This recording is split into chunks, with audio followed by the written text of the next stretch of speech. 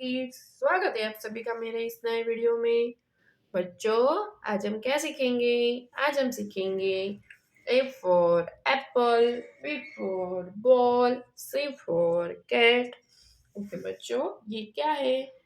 ये है हमारे कलर्स। चलो बच्चों, कलर्स नेम जानते हैं। Blue colour, orange colour, yellow colour, light green colour, green colour.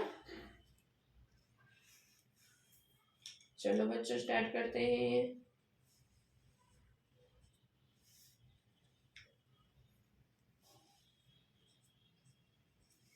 Orange colour, A for apple, orange colour, A for Apple.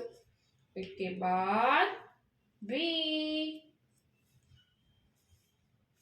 Yellow colour, B, B for balloon.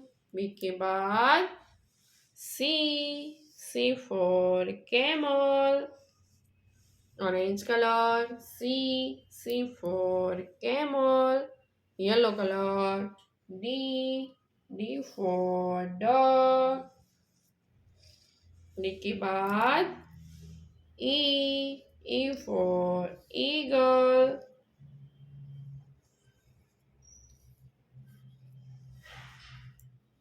के बाद F for fish। Okay बच्चों, अब मिलते हैं अगले video में। Bye.